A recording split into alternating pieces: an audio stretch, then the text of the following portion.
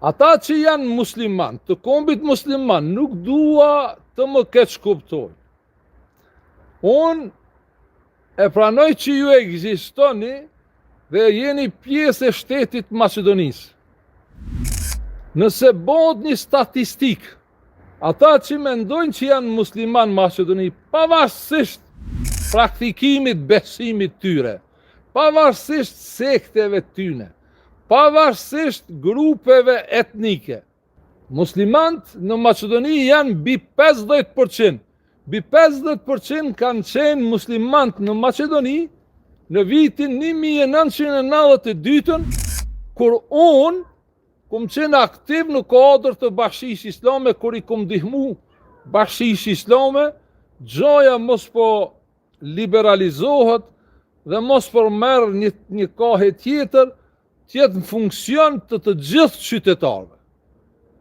Dhe më thonë, qysh në vitin 1992, numri i muslimanëve ka qenë me shumicë në Maqedoni, që do të thotë muslimant në Maqedoni kanë të drejtën legjitime me udhëheq shtetin e Maqedonisë.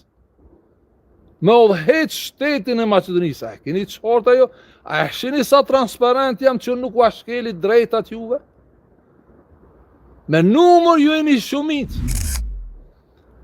Mirë po, në vitin 1993, pas vizitës të Ministrit Punëve të Jashtme, Denko Malevskit, në konferencën islamike, tune e vëndu një presion mbi islamska zajednicën me shihatin e atëhershëm, që nuk guxon Bashkia Islame me përmend këtë fakt se muslimant janë shumicë në Maqedoni.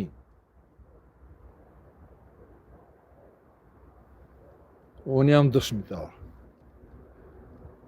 Nëse ju jeni musliman, ju keni të drejtën legjitime me pas qeverin që ishe ka sot VMRO-ja. E pse ju nuk e keni? Ju nuk e keni për shkak se ju mirëni me diçka që nuk është takatin e juve. Mirëni mi luftu shqiptarët, shqiptarin dhe shqipnin. Që kjo nuk mba. Ju s'keni nevoj me luftu as Shqiprin, as shqiptarin, as këndin hiç, ju keni nevoj më ngrit shpirtërisht nëse e besoni Kur'anin, si që e besoj, që ju me udhëheq shtetin e Maqedonisë. Por e keqja është se ju ndjekësit e juve, xhamatin e juve e keni lënë të parsimuar. E keni lënë,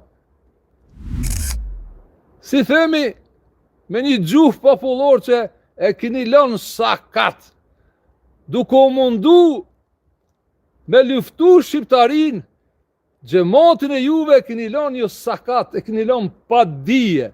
Ju jeni njerëz të pa aftë. Dhe ndaj është argumenti im që juve nuk ju ndihmon Zoti, dhe Zoti i vërtet që edhe ju e thoni njëtë, si që thamon Bismillah, me besim të Ilahi, e keni tradhtu kontratën. Në start, në çdo ligjërat ka bërë. Kur e nis me Bismillah, të thonë rrit Bismillah. me njëherë, as 2 sekonda nuk shkojnë, janë ndryshon emrin e Ilahit e kthen në Allah. Përmendje Allahut. Edhe ky po. Të thotë, Elhamdulillah, falenderimet, lëvdatat i takojnë Allahut. Ati për aty, njerëzit që janë thirrë, që mendojnë që janë doktora, janë ndryshojnë germat Kuranit, mushafit. E keni tradhtu kontratën me Zotin e juve, pse ju luftoni ekskluzivisht shqiptarin dhe shqipnin, dhe ju nuk tregoni besimin dhe nuk tregoni lajmet nga Kurani dhe punoni natë ditë për t'i turqizuar shqiptarët e Maqedonisë, por edhe të Kosovës. Kjo është e vërteta e organizimit të islamska zajednicës. Paraqitjen e plot mund ta ndiqni te kanali Zoni Shqip i Kuranit në YouTube.